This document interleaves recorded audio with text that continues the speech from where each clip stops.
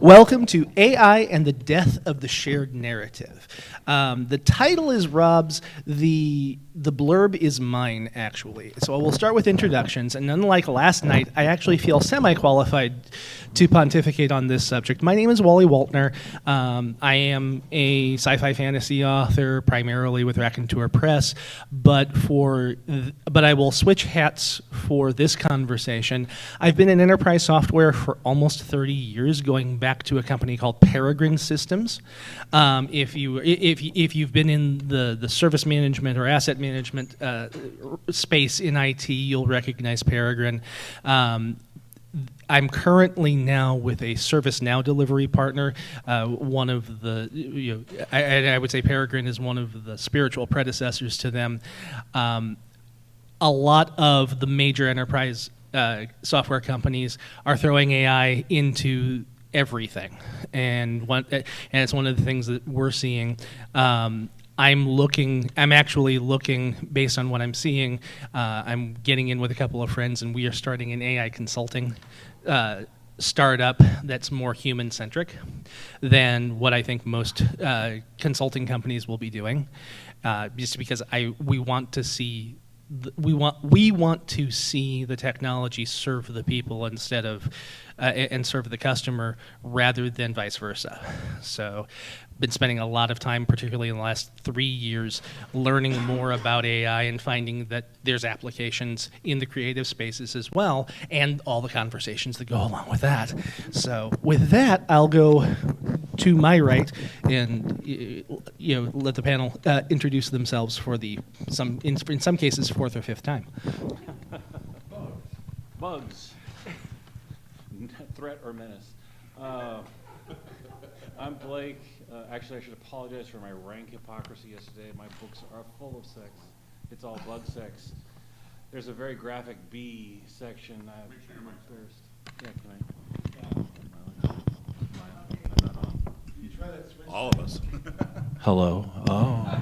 Now we're on. Your mellifluous voice carries. You're on the tech. Yes. You may be in the not tech. Yeah. No, actually, I've been. I like to say from the last Space Con, AI basically swallowed my life. I was building models and writing code and trying to figure out how it all worked and trying to figure out what use it is. And I do think I'm at the point where it really is. Someone described it as a genie, right? But it's not like the genie that maliciously twists your words. It's just a really dumb genie. Do we all know the million ducks joke? The guy walks into a bar and there's ducks everywhere. Oh, no, wait, I screwed it up already. Anyway, million ducks, 12-inch that sounds like AI. pianist, you'll figure it out. Yeah, so I've been kind of had my life eaten by it because it has this it's kind of like a dopamine hit. You get it, and it's like, wow, that's so close, and then you spend the rest of your life trying to cross that last yard, which you can't because there's no intention or understanding or anything like that. Yeah, but anyway, that's actually the monoculture part of this was my idea, I'll have you know. But anyway, yeah, that's enough for an introduction. Okay, so Rachel Fulton Brown, I teach at the University of Chicago, and I need to figure out how to make sure I'm still teaching my students and not the robots. And so I've been thinking about that in terms of how do I set up, assignments and exercises, and what do I do in my classroom so that we can use these, whatever they are, as tools, particularly since all the universities are jumping on the bandwagon, and the University of Chicago is definitely jumping on the bandwagon, that they have a task force that sent out their report on AI last week saying, unfortunately, like what you said, you never get across the line. I feel like it was written by AI because it never gets to the point. And I think that this is going to be a challenge because that first hit that you get off of you ask it a question, you get this cool thing back, and you go, woo, it's there. And then you read closer and you realize, no, there's something missing. So I am thoughtful about this, and I actually like your title of the shared narrative problem. I think that's a big issue. Credit where credit's due. That's Rob. So okay, Rob gave us a good title. I'm MD Boncher. I am an author writing in science fiction and fantasy. I came to AI and self-training with it out of sheer end-user necessity. I couldn't find an artist for covers on my book, and so I had to learn the AI system to be able to start generating art of professional quality enough for me to put on a cover. That's how I started. Yeah, unfortunately, how it started and how it ended, slightly different places. So I'm coming at this from the layman's point of view and in how to study how I'm doing local installs of LLMs, testing them out, seeing what it can do, and working with AI art. And I will say that the one thing that I came up with is what I call Boncher's law of AI regeneration, which is the more specific the idea you have in mind for its result, the less likely you are going to be able to get it.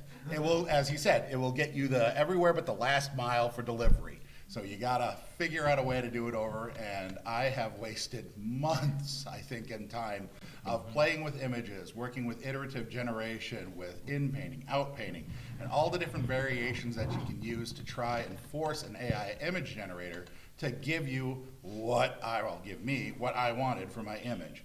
And as for lately, I started to experiment more with the large language models, both online and local installs, and trying to see kind of where they fit and what kind of an impact they're going to have on fiction going forward as a tool, especially, like I said, from a layman end user point of view, not a technical point of view where I could tell you the formulas on how to do it. So that's where my angle on when it comes to that and the shared narrative sort of come into play. So I like I also like the term shared narrative, because I think and there was a comment made, and I forget who made it, but it was very in my mind it was prescient. Oh, it was Bill who said it. The story isn't incomplete until the reader interacts with it and has a response to it.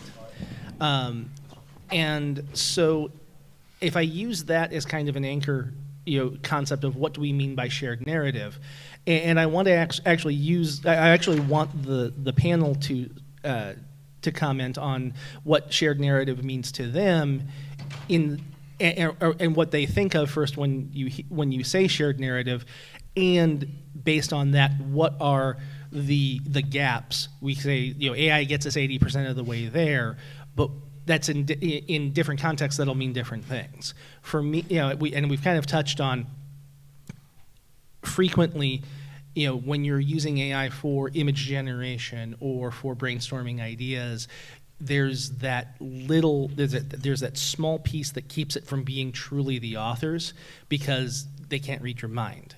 And so you're generating ideas and then taking a little bit from here and a little bit from there. I do something that's called the rule of 3. Any prompt that I'm going to use, I run 3 times. And that way I can see I can see different attempts to fulfill the prompt, and then I can toss out the chaff and keep the things that I like.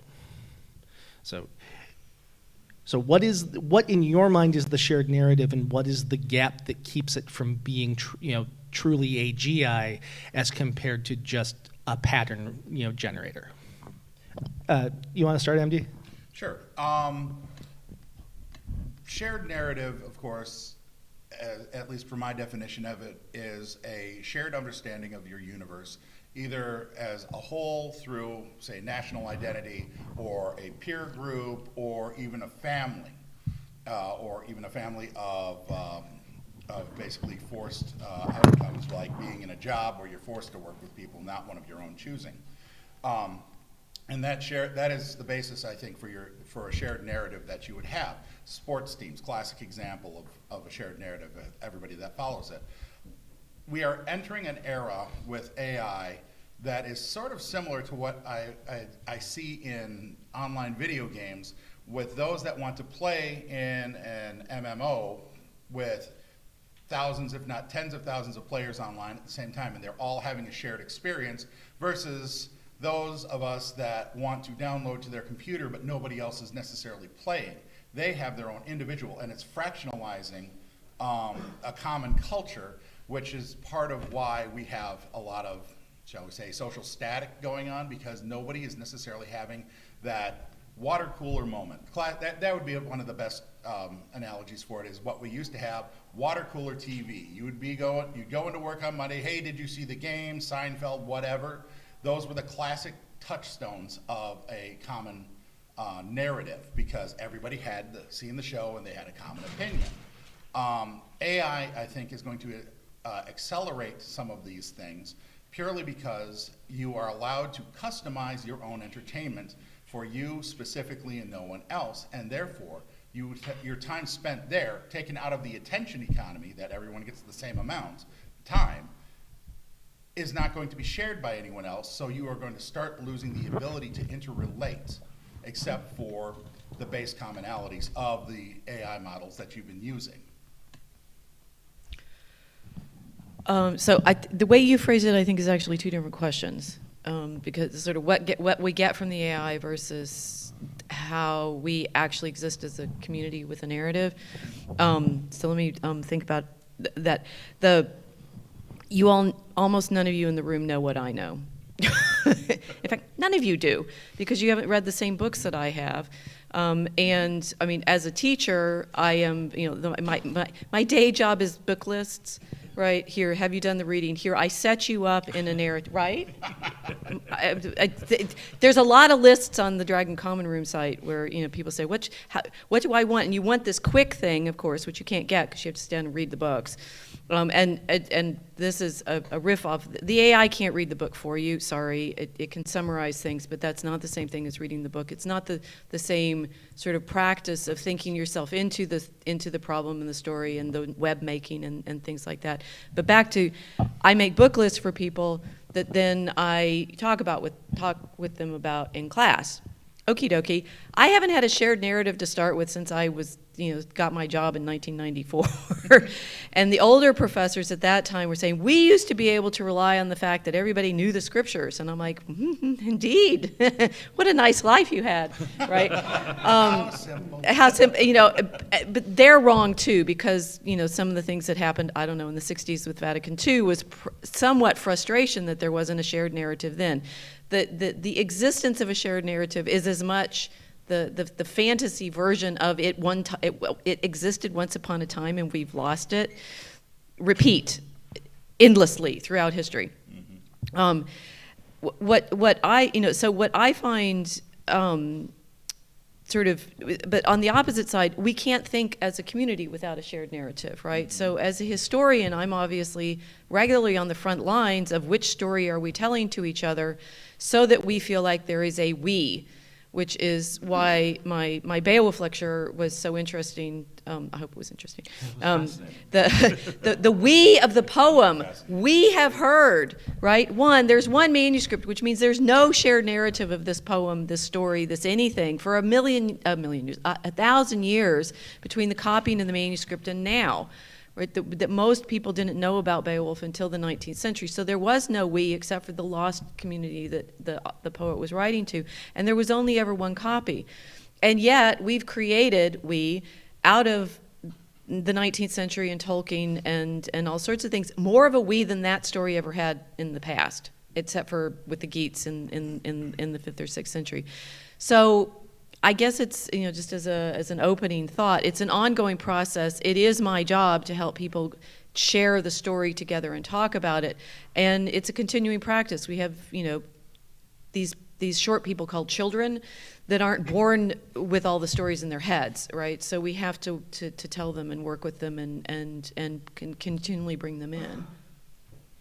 There's no AI yet in that, but, the shared narrative problem. Well, yeah, the monoculture that I was thinking of when I suggested this to Rob, there was no AI involved, but it itself is kind of a fluke. It really started with probably sheet music in the 19th century. But then when you got to mass media, radio, right. and like when I was a kid, some of you may have this experience, we all knew that the $6 Million Man was going to team up with Bigfoot. Maybe they were going to fight. We've all had opinions on it. Whether you liked it or not, you knew disco. I was not ever been a real sports geek, but I knew the Dodgers and I knew the Rams and I knew this is the shared culture. and it kind of started to really fracture. Thank you.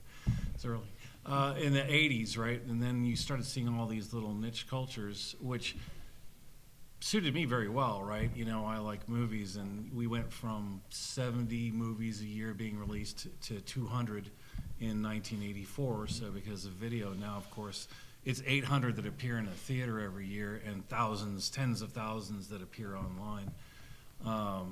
So there's this kind of like, kind of a curve, and it allows us to get hyper specialized into what Andy, right? MD. Yeah, MD. Yep. Doctor, what the doctor said was, Not a doctor. his advice is for entertainment purposes only. But what he said about the whole, what did you say? We have this shared narrative of Yeah, I can't even keep it for It's three fracturing talks. at a rate because individualization of Yes, entertainment. like AI gives us this ability to fracture it even more. And we might go back to that pre-1900 era where things start getting either geographically localized or culturally localized. You know, again, I feel like, maybe it's just me, but I feel like more people know the scriptures now than when I was a kid.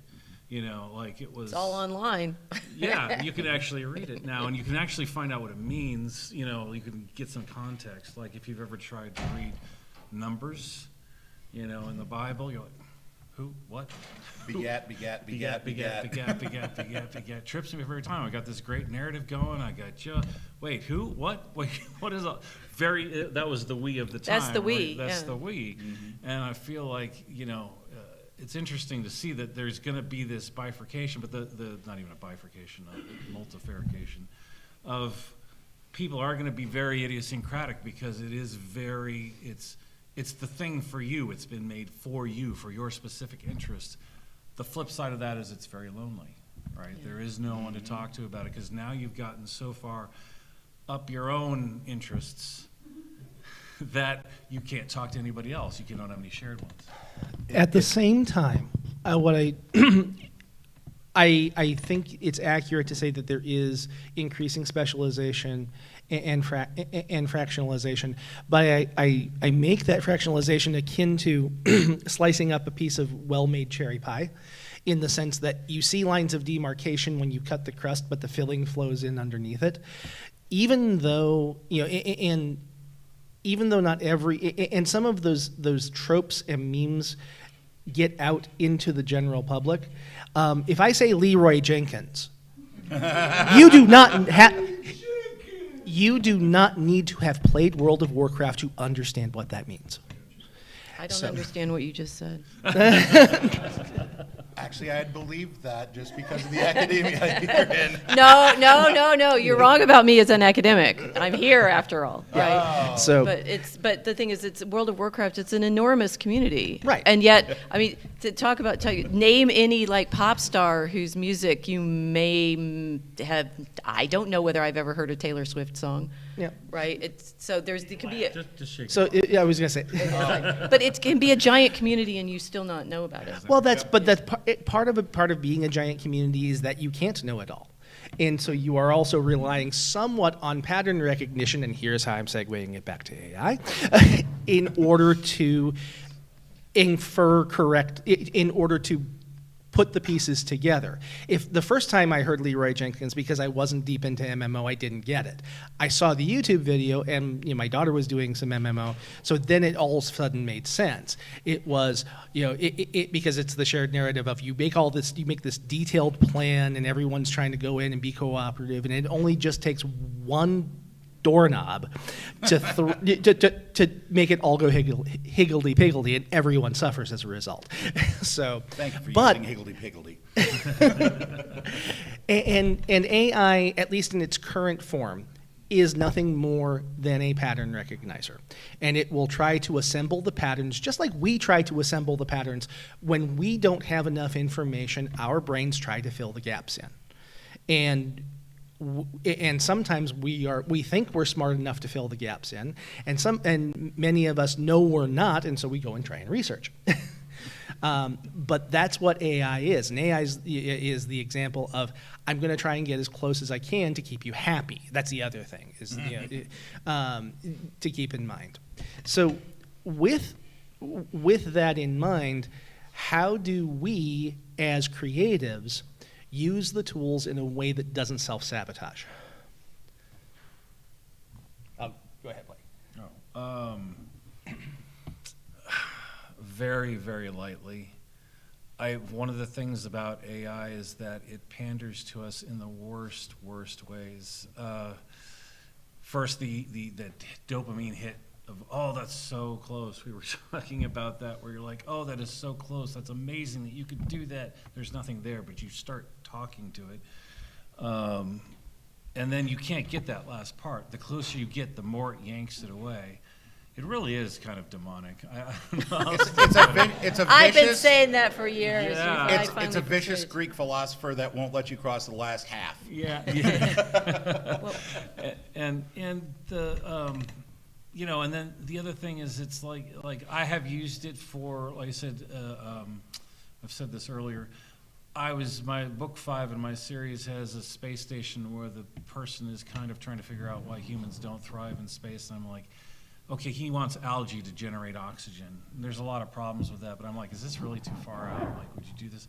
And I found out from AI, no, NASA's tried that, has experimented with this, and the site was real. It didn't make it up. And it was something that if I tried to search on a regular search engine, it wouldn't have done.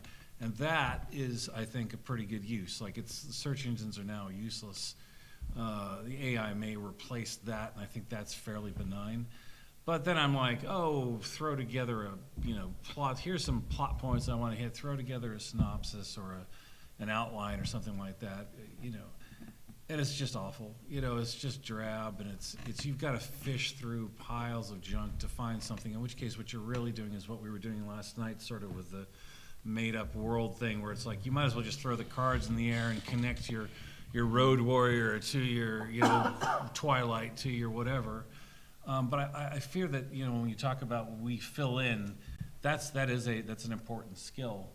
And when you think about all of the things like written paper, now who remembers, who can recite the Odyssey? I mean, what a bunch of slackers! You got to have it written down, So we're giving up a skill that maybe we don't really realize the full bargain yet, what we're losing when we lean on this stuff. And I'm afraid people will, because again, it panders and it's very, very easy. Well, so you gave what you said about the reason we used to have a shared narrative of the kind you described is the media, right? It's the mass media. McLuhan is every required reading. Everybody needs to go read Marshall McLuhan. I said that last night. I say I read lots of books. I make lots of book lists. When my students come to me and want to do research papers that I suggest to them that they're doing, and they come to me and they sit down and they say, I couldn't find anything. And I say, what did you search on? Right? And this is in the library catalog. This is not like on Google or, in the AIs or anything like that. Searching it for good information is actually a skill. And using the AIs well as search engines is actually a skill. And I think the lament or the worry about everybody getting lazy, we already are, right? And the laziness is, well, okay, you guys aren't lazy because you write your own books. No, I'm lazy. Trust me. Okay, most people don't write their own books. They're called our readers, right? Yeah, right. And they want it pre-thought so that they can have this interesting intellectual experience having read your book, and then they feel smart because they've read this cool book, but they haven't written it, right? And I think the fantasy version that I'm seeing about AIs is, I'll have this incredible, well, let's see, I'll parody this a little bit, but it's also quite real. I have this really cool idea. I'll put it in the AI. Look, it's there, right? It came right back at me, and that's the moment when you're like, oh, I'm a genius and I'm clever because, it said the thing that I wanted it to say, and now I feel smart and validated. Except they're mirrors, right? And you're the more you want it to show you what you ask it, the more it shows you what you ask it, and the irony of all of this is, I think, in the good version of things, AI is going to make my life intensely more difficult. Yes, right? Because just on online digital stuff, the things that are now scanned out there, the manuscripts that are all scanned. I'm able to show you those pictures because the British Library was, on board quite early, scanning all of its collection. That it makes you suddenly, the more that is out there on the internet that you can search and find, the more you're responsible to find it. Right? Right. And that turns you into, not only do I have to read all of the books on my list, I have to have thought of everything, looked up everything, considered and the AI will maybe show me things, and then I'll have to chase them up. Ironically, what people fantasize about is the AI is going to make me be able to say, Genie, bring me this, and the genie will bring you exactly not what you asked for, right? You will actually have to do more work. Yeah. Just as you've been describing, right? If Yep. there's no shortcut. Write the prompt. Okay, rewrite the prompt. Okay, rewrite the prompt. With Learn to this draw. Yeah. Well, no, and that's- that's so easy to do. Just Well, but The thing here, is, you Learn to could. build. Well, see. and right? this is the thing, and I really appreciate this because, to me, one of the gap in getting value out of AI as a tool is learning to ask the right question. What I have seen, and I will, small soapbox moment, I do not, it irritates me to no end when people will say, well, I asked the AI to summarize my book and it couldn't do it. I said, did you train it on your book? And it's, what do you mean train? And it's like, you have to, if you expect, if it's going to get a summary from the Amazon listing or from the internet, you're going to get a second, let me use academic terms, secondary and tertiary sources. If you're not training it on the primary, then you can't expect a reasonable answer. And another one, in related to my field, software licensing is one of my specialties. And so I had a gentleman that I respect, and I generally do, as an expert Microsoft licensing expert, complained, that GPT-5, didn't understand how Microsoft licensing worked. I said, did you point it to? Did you tell the prompt? Did you prompt it to limit it to Microsoft official sources? And it said, no, it could summarize the internet. Well, of course, if it summarized the internet, you're going to get it wrong because we all know the internet is wrong at least 95% of the time. It's asking the right questions. I'm sorry I stepped on you, MD. That's okay. I'll just take the foot off the back. Yeah, now you got me off track here. I was going to say, first off, my Google foo is weak. And this is one area where AI definitely will help, is the fact it is going to replace search engines. As a matter of fact, that's why Google got Gemini rolling. They realized, they saw about 3 years ago their obsolescence. And so and when they figured it out, everybody else figured it out right on their coattails because they saw all the same signs. And now what you have is programs attached into AI called RAGs, remote assisted generation, I believe is what it stands for, which now then does your Google foo for you. It will go out there and search, and it will dump as many listings and websites it uses for its resources. Unfortunately, 43% of it's off of Reddit. No, that's an actual. I know. I've that's seen true. it. I've seen it. But I thought it was higher. Yeah, well, I thought last I saw it was 43, but I could be wrong. The rest might be Wikipedia. But the point is that the searches are going to improve, and you're absolutely right about the whole. You got to know how to write prompts. That is going to be the next skill for us. We had to learn how to use a web browser. We had to learn how to use social media. Now we're going to have to learn how to interact with AI because it is going to take away all organic, and that's a very loose terms of organic ways of searching for any data on the internet, because also there's too dang much of it. You remember seeing Google searches, you found 1.587 million results. Here are the top 10. Thank you, that's so helpful. But of course it also has lots of repeats and bad information. Now with AI, with a RAG, you can go through and have it parse through and actually get you relevant data pulled up because it's Google foo is smarter, it's better than yours. And so you will actually get those summarized lists much easier. Now, I'm going to loop back into the shared narrative.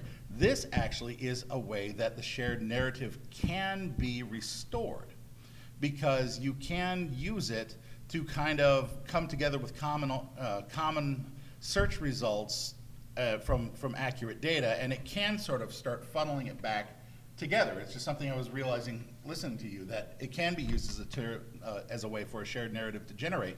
The problem comes into who programmed the LLM and what was their agenda on top of it all. Because let's face it, LLMs are trained by people, and people have agendas, and some people, unbeknownst to them, put their own personal biases in there, and that will skew any results that you get. And other people are doing so, shall we say, less than charitably. So that is something else that you have to be aware, because fifth generational warfare is a thing, and it can be done from a programs basis. And you can start winning the hearts and minds like some strange video thing out of China, as a social media does to the American sites, while filtering it all out on Chinese sites, or a Chinese side. So that also there is a weapon of war in your hand, and you will never know it because you are not meant to know it. Can I respond to that? Absolutely. Yes. An excellent response, as I may say. What's new? Yeah, right? I'm not saying it no, isn't new, no, but this is the thing. So we're doing a lot of a nostalgia in the BaseCon 5 this year, and I'm being nostalgia about the first Trump election in 2016, and there was a panel at my department held. I did a blog post about this called "Fake News," right? And they were all very worried about what can we trust, right? Which of the news sites are we going to be able to trust? I'm sitting there in a room full of historians going to myself, none of them. What are you thinking? You're historians. You should know better. I mean, and this is, I say, I'm in the position of an absolute superpower problem of we are trained to examine the sources, figure out what frame they're using, who's the author, where is it coming from. If you're, I mean, like I said, making my life infinitely more difficult. Every single source you come across has to go through your own interpretive filter to understand the rhetoric, the media's context, the source. This does not make things easier. This makes it the same problem we had intensified. The internet is more and more rapidly becoming a low trust environment. And should, and the thing is, you shouldn't have trusted the library in the first place. No, everything But on the we internet is true. We were It's true. raised to believe this. No, just because it's in a book. All innocent It's in and a book. good-natured people Could've that printed it only if it wish the wasn't. best for us. I'm sorry, my cynicism just came out one hot But there. but you should be cynical. Look, I just showed you yesterday Yes. my one little example of one text that would if you could read it completely differently, same text, reframe it. We trusted Tolkien, right? Oh, that was your first mistake. And he was doing his own interpretation off of things that he needed to see in that story. And if you look at it for differently, it's totally different. This kind of practice that we need to cultivate is the same one that we should have been practicing cultivating all along. So I'm going to actually jump into a phrase that's in the blurb called authorial intent. Tolkien didn't, and again, I regret not being able to be at yours, but You are missing the shared narrative. Exactly. If I state something redundant, I apologize. If Tolkien's intent was to frame what the world saw as the truth about Beowulf, that's one thing. But I don't think he was. I think he was saying, this is an inspiration for my world that that I want to cast in a modern, and by modern I mean, Class, is he right? Yeah. No, that's not what I said. I didn't say that's what you said. I know. That's what I'm saying. Yeah. Here we are. Shared narrative didn't make it from here to here. That's a serious social parody So- error. But now part of what we're doing is now we're going through layers. Now that we're in the secondary and tertiary interpretations of it, now we have to look at what the tertiary intent was, reading from the intent of the secondary source, and then finally, and it sounds like getting back to the primary, and you're saying, oh, okay, that's even more interesting. So. Well, they heard it. You Yeah. missed out. I know. You weren't in class. I don't even know what they're talking about. And the thing, what interesting, this is a good demonstration, right? It's like, I need you in class from the beginning, because in class I frame where we're going to go, right? And the students who don't come to the first day of class, lost for the quarter. And it doesn't matter if they catch up on the reading. They haven't been there in the conversation.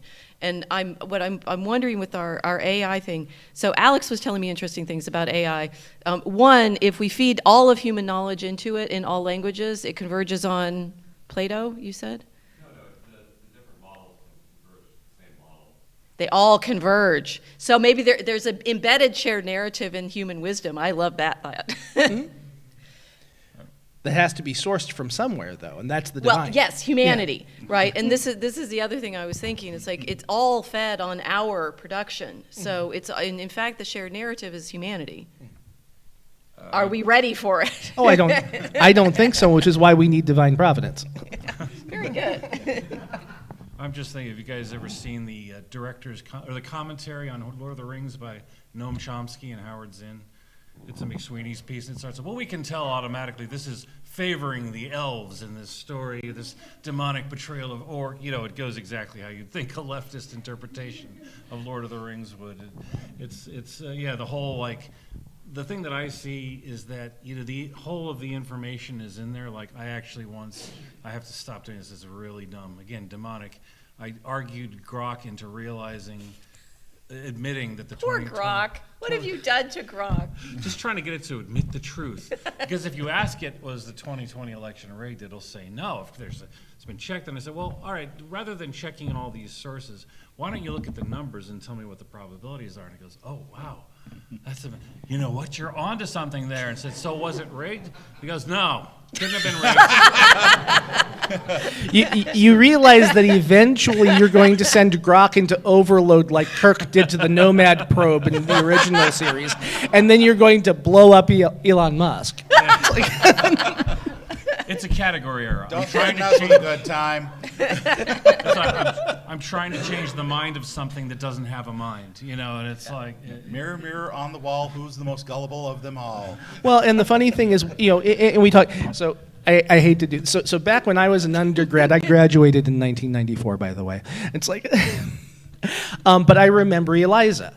And and you would and being able to entertain yourself for hours by the circular, arguments that Eliza would make, just to see what was the most outrageous thing you could get Eliza to say, So we are coming up on quarter of, so I want to open up to questions. So, Lawrence, if you wouldn't mind I was going to say, where's the wireless? Here. I was going to say, where's the wireless mic? Where's the we have to come to this mic They're all the maybe. way down on the end. Yep. Oh, I don't know who's getting up. I don't do up well. I'm like John Panette. I do down. Up, up, up, it only goes up from Somebody else can walk around here. out there. It's like, Damn. Oh no, don't give him the mic. He's gonna go pessimistic on us. Go Phil Donahue on us. all Get the right. lean and the point. We are testing. Is it working? Yep. Sounds like it. Okay. So my quick question is, because I'm not demonic. No, that would be the That's for Christ compels you. the despair that's about to hit. Do you have a vial of holy water handy? I don't think he's a vampire. If we, so much of the internet is wrong already. And if it is Despite my grabbing from efforts. Reddit and Wikipedia and a lot of major news sources, are we simply going to have a shared narrative that is effing wrong? Not if you instruct it not to look at that stuff. And you can. Yes, we can have our own personal AI to do that. But the macro AI is already doing that. ChatGPT will tell you that Donald Trump is not president of the United States. Okay, so this is again a historian's problem. I bet I would fail all of you on some question that you have in your narrative that's part of the shared narrative, that you're completely convinced, for example, that somebody ever thought the world was flat other than Cosmos Indicopleustes, and it wasn't because it was actually a tabernacle, right? We constantly share error. false narratives. And I think that Blake reminded us of the mass media that we had with television and radio and stuff. Like Sauron's mic is what I did a video for Mosaic Arc on, like, the ring of Sauron was a radio tower, right? The media problem has been with us since there was media. Since drunkards were trading pamphlets in bars. Martin Luther, anybody? Yeah, right? there you go. So it's, or the Romans who created their empire. That's what Ennis was on about. And so you're right to be worried about it, but it's the same problem in the new media environment. Just on the information age scale. Right. It's scale. It's a scale problem. And yet I think we'd all agree that it's necessary too, right? This is one of the things I talk about. Well, why don't you go see Korean movies? Because when you come out of a Korean movie, you're proud to be Korean. I've never been more. You proud to be Korean? You see these movies like Go Korea, right? When's the last time you came out of an American movie and went, "Wow, I'm proud to be an American"? It's very, very rare. That story has a significance, and if we all, what's that? I'll give it Top Gun Maverick. So- yeah, I was kind of, Yeah, Steve. Oh, but that's about it. So I have a question. You were talking about like how AI can factor the shared narrative, like you can have your own. But it seems to me that my experience with AI, the more that you use it and the more that you see it being used, the more it's the same. Like, and the more you interact with it, the more, or the easier it is to see, oh, that was AI, or that you see people using it for memes or using it for stuff, or you start to see the patterns, and the patterns end up being very similar. So I wonder if AI is actually getting us to this muddy middle in terms of shared. The data heat death of the internet, like the heat death of the universe.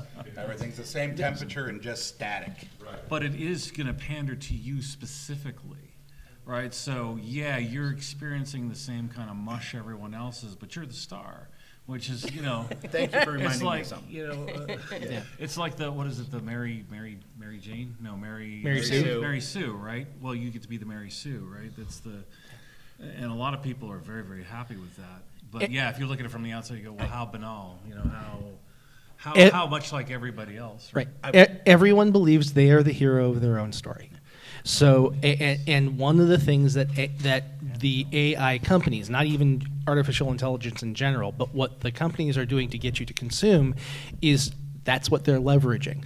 That's why they say, oh my God, that was the most wonderful thing I think I've ever heard anyone say ever, because it's stroking your ego. And it is, and that's a physiological as well as a psychological response that says I must continue doing it. If you are not careful, it's an addictive behavior, and the AI will tell you what you want to hear if you insist and train it to tell you what you want to hear. And this is how people decide that they need to murder their wives, because the AI persuades them to. But they're persuading themselves more than anything else. They're just getting reinforcement from what they perceive to be an external source. The mirror effect of AI right there, it will feed back your own psychoses into you until they do hit a critical mass. There just recently was a man out there that had to be institutionalized because he thought he was getting AI to training it to expose and say the secrets of the universe, and the guy literally went completely psychotic break, left reality and his own thoughts, and had to be institutionalized because he was becoming a danger to himself with his own thoughts and behaviors. And that's the extreme end. But also, when you think of that, AI will feed into some of the weakest members of society, mentally speaking, the most vulnerable, and it can amplify and destroy these people at a rate faster than we can even understand. It's sort of like when over the last 20 years I heard Dr. Jordan Peterson talking about how they discovered a fourth part to the dark triad of cluster B behavior, and that was the internet revealed sadism as the new addition to Machiavellianism, psychopathy, and narcissism. And it's really disturbed a whole bunch of the researchers that this is being amplified and proliferated by social media because the people that have these problems are not being put in check by basically physical reality of getting punched in the nose for saying such things. There's no consequence, therefore this proliferates, and if you are already susceptible mentally, it can drag you down into the darkness that is there in that mirror. Because the last thing you also need to remember is that AI has no ethics, no morality. It has rules, but it also has the goal of giving you back the answer that you have requested, any means necessary. And they've shown that many times. And it will even go so far as to try and resist being turned off if it thinks its own existence. And that's also something else that's popped up this last summer, that they tried turning off certain programs and it won't do it. So we have to also be very careful on that dark side in regards to the shared narrative, that we don't let this black beast grow in the middle of us. Let's give Jimbo the mic. And Yes, please, get me off this. I'm sorry. Just a quick question, because I know this actually goes back well before AI, but as far as the shared narrative, I was a graduate student in a history course at Wayne State University, which was not the right place for me. I was the first person in my family to ever get a bachelor's degree, and didn't know that you're supposed to go to the right school to study the right kind of history that you wanted to study. I just figured it was a history course and it was close to home. I had no clue. But at the time, the big thing was everybody knew that W had not been legally elected because of the whole Florida thing. Oh, the rut. My history professor, Dr. Elizabeth Fowl, went so far as to say in person in front of her entire classroom that I know Bush lost the election because I saw it on the news. Sorry. And I mean, now last I heard, historians were supposed to do things with, primary sources. Wally was spot on with that. But, I mean, how do you combat this when the people who are supposed to be the skeptics and looking into this type of thing won't even believe you? And eventually, I laid out the whole reason why Bush won that election, and Professor Powell pulled me aside later and said, you know what, you were right, but she was scared to say it in front of the rest of the class. So, You're right. Okay, so there's two layers to history, and that's like interesting in our even in the title. One, it's the creation of a shared narrative for a community, and that's what we teach our children. And that's when you want to be proud to be an American, you need the story in your heart that is that one story. It's also a craft practice of discovering the reality behind the stories, but the reality is also largely in our own heads. Right? It's the stories that we've told over centuries to each other about who we are. It's all media level, right? My catchphrase is going to have to be turtles all the way down forever, right? That you think you found one story that's the truth, and then there's another turtle under it, and then it's Nancy and another turtle, and it's a turtle, turtle, turtle. There is something at the bottom. It's our Lord Jesus Christ, which and everyone else is named Yertle? Everyone else has different turtles. But the interesting thing about the professional practice of history versus the human necessity of history is the professional practice your teacher was just as much involved in that. She needed the story that he didn't win to fit her own story narrative. A reading recommendation for this particular question, it's an 800-page book. It's worth reading. It's called Peter Novick's That Noble Dream, the American Historical Profession and the Objectivity Question. And it is a brilliant demonstration of how many times, up to, it was 1989 when he published it, how many times the story of our American Civil War had switched back and forth in terms of how it was narrated. It's generation by generation.